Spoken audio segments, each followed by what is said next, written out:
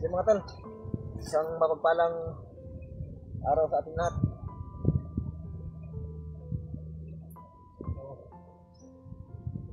Pasensyahan nyo na mga tol, ay dili-dili talaga yung mga upload ko.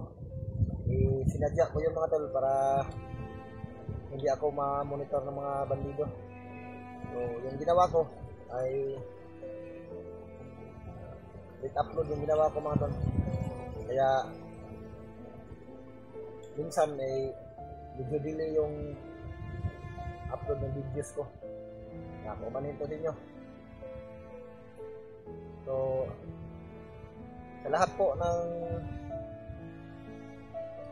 mga gusto magpa-shoutout, comment po kayo at ibigay nyo po yung buo nyong pangalan para ma-shoutout po kayo. O shoutout nga pala kay Ate Ann from Texas. So maraming salamat sa iyo, ate. At sa iba pa na gusto mong pa-shoutout, so paki-comment na lang po at ibigay yung pangalan nyo. Dahil yung iba meron din namang gusto magpa-shoutout, pero kaso nga lang kalimutan ko yung mga pangalan nila. Pati din yung mga apelido nakalimutan ko. Pero yung iba gusto ko rin i-shoutout, kaso nga lang hindi pa ako nakapagpaalam sa kanila. Baka may iba kasi na ayaw nila na mabanggit yung pangalan nila, kaya hindi ko muna sinasabi dito para kasi kailangan ko muna magpaalam sa inyo o hindi naman gusto sa inyo na magpa-shoutout. So, comment lang ng pangalan niyo para may shoutout po kayo. So ulitin ko, shoutout ako kay Ate Ann from Texas. So ingat ka po parati, ate, at naway pagkalooban pa kayo ng lusog at mainam ng katawan at pagbabayan kayo ng ating Panginoong Diyos po. So, maraming salamat po sa inyo at sa lahat po ng mga patuloy na nagmamahal sa akin na walang sawang nagsuporta. Maraming salamat po sa inyo. Naway samahan sana tayo ng ating Panginoong Diyos at ipagkaloob nawa sa atin ang lusog at inam ng pangangatawan po.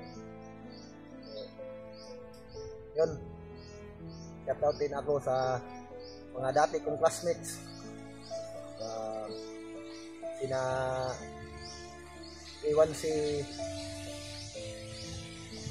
Bailon at si Iwan si Pacificar at si Camino. So, yung mga classmates ko dati. At sa mga kasamahan ko sa dati kong trabaho. At lalong-lalo na rin kay Ate Herminia Cuscos. At kay Tata. So, shout out sa inyo.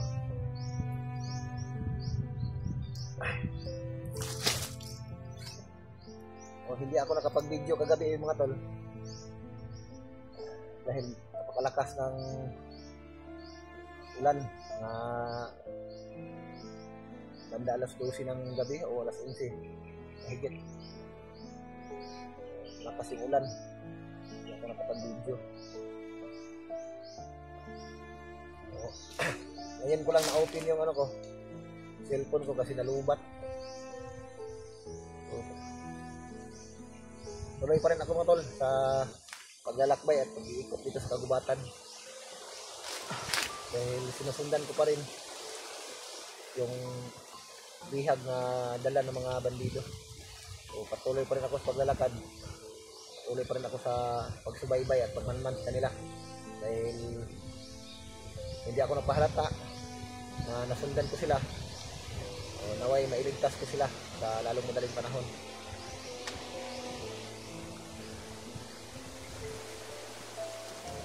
Pagkalakas ng hangin ito mga tol. Parang hindi maganda yung panahon ngayon. Parang may paparating na ulan. So pag-share na ng aking video mga tol para malaman din aking mga kasama na itong lugar na napasok ko ay dito po nakita yung ibang bihag. Sana ay nandito rin yung bunso kong anak na lalaki. Dahil malakas yung kapag ko na yung anak ko ay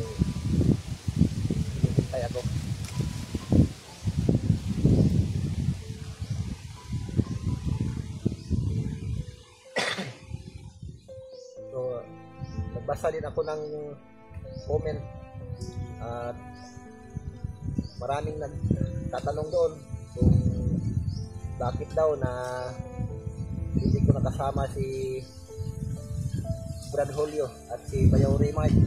So ganito kasi yun, kung napanood mo lang yung video ko, yung previous na video, paliwanag ko lang ulit para mas lalong maintindihan yung mga time na yon, yung gabi na yon, kasama ko ang aking may bahay o aking asawa doon mismo sa tinitirhan namin. Yung gabing yon ay may lumusob sa amin na hindi pagkaraniwang nilalang. Iwan ko kung anong klase yun, kasi pinakaluskos talaga niya yung dingding ng aming bahay. Kaya madaling araw, alas 4 ng umaga ay umalis kami kaagad ng aking asawa at tumungo kami sa lugar na pinag-iwan ko sa kanya. Hindi lang ako nag-video.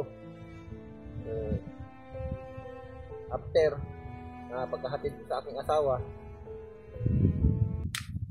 bumalik din naman ako kaagad at dumaan ako doon sa bahay ni Bayaw Raymart. Tapos pagpunta ko doon ay hindi ko sila naabutan at pinuntahan ko din yung bahay ni Brad Julio. So wala din sila doon. So naghantay ako ng mga ilang minuto, mahigit isang oras, ay wala talaga sila. Tapos tinignan ko yung account, ano nila, yung sa Facebook account nila, yung sa Messenger ko naka-online ba, ay wala, naka-offline silang dalawa. So hindi ko natiis, ay umalis na lang ako at nagtungo ako sa kagubatan na mag-isa. So, sa mga nagtatanong, sana'y mapanood nyo ang video ito upang maalaman ninyo at maintindihan yung mga nangyayari. Kaya kung may mga nag-comment din doon na kahit kayo naman siguro ang magbasa, kung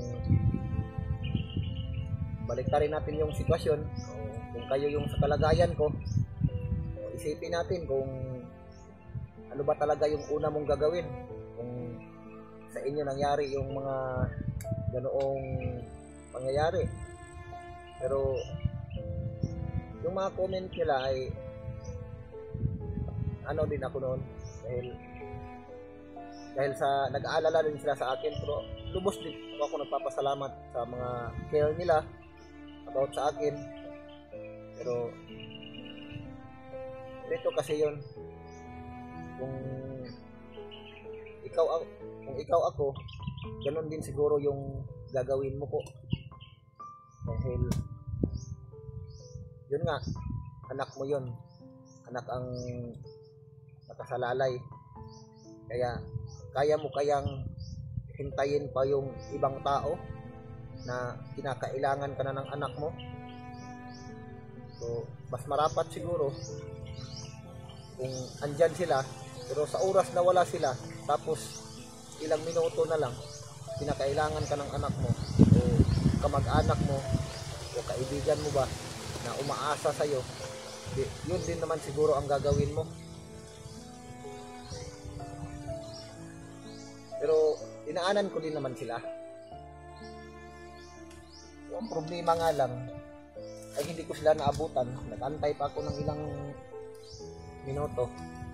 Eh alangan naman siguro kung hintayin ko pa sila. Eh hindi natin alam bawat segundo o bawat ipit ng oras o anong mangyari sa patutunguhan mo o sa nag-aantay sa'yo. Kaya inarapat ko na lang na umalis para tunguhin ang lugar kung saan nag-aantay yung anak ko. Kaya pero nagpapasalamat pa rin ako, uulitin ko sa mga nag-comment. Baka siguro nag-alala sila sa akin, so lubos ako nagpapasalamat din sa inyo about sa pag-care nyo sa akin. Pero kailangan ko lang ipaliwanag dito para yung iba na hindi nakapanood ng videos ko tapos makakita ng ikalawa, ikatlo, ikaapat na video, nag-comment ka agad pero hindi naman sila nakasubaybay, kaya iba yung ano nila. So okay lang sa akin yun, okay lang yun, at least nakatulong din naman kayo, nakatulong kayo sa akin sa pamamagitan ng panonood niyo ng aking videos. Ay laking tulong po yun na naibigay nyo po sa akin. So ako po ay lubos na nagpapasalamat din sa inyo at naway naintindihan nyo ang lahat ng aking sinasabi at mga nangyayari.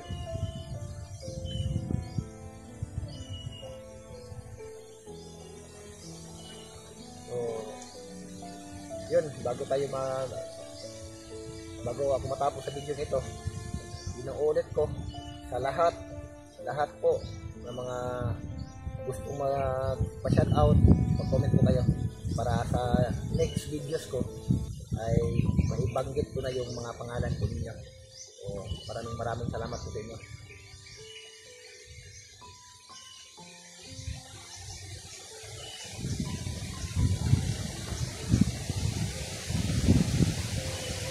Sabi ng ulan, parating yung ulan mga tol. So kailangan ko munang maghanap ng pwedeng mapagtaguan.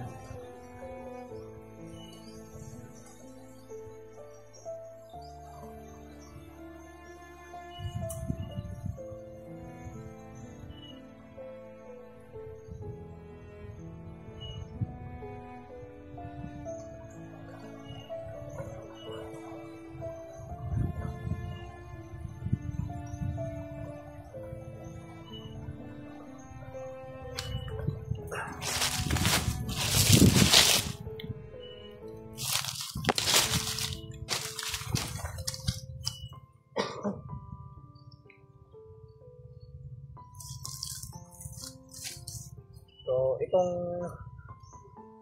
lugar mga tol, dito ko po na kita, kung napanood, kung narinig niyo yung nakapanood ng videos na may bata na sinigaw,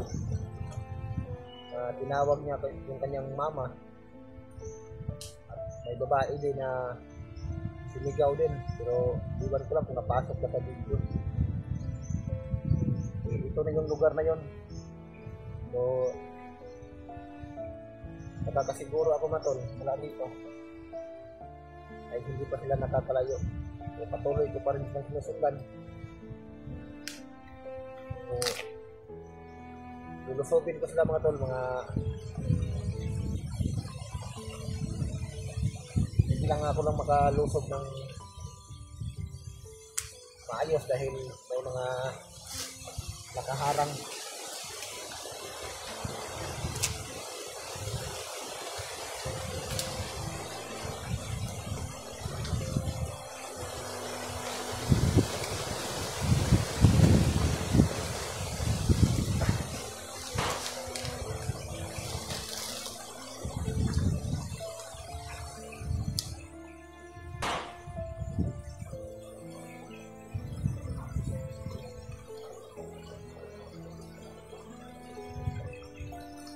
May narinig ako mga tol na putok, 2 beses na putok mula doon. Pero mahina lang yung putok mga tol, medyo malayo. Paputok ng 2 beses. So pagkatapos ito ay agad ko namang pupuntahan para silipin ko kung sino at ano yung nagpaputok doon.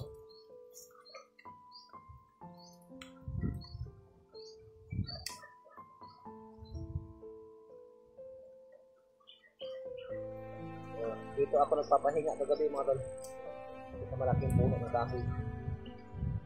Marami pa namang mga malalaking punong kahoy dito. pwede kong akyatin sakaling kailangan ito ng signal baka buka ko ng signal.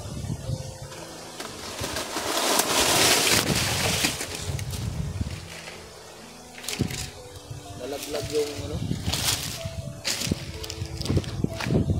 nalaglag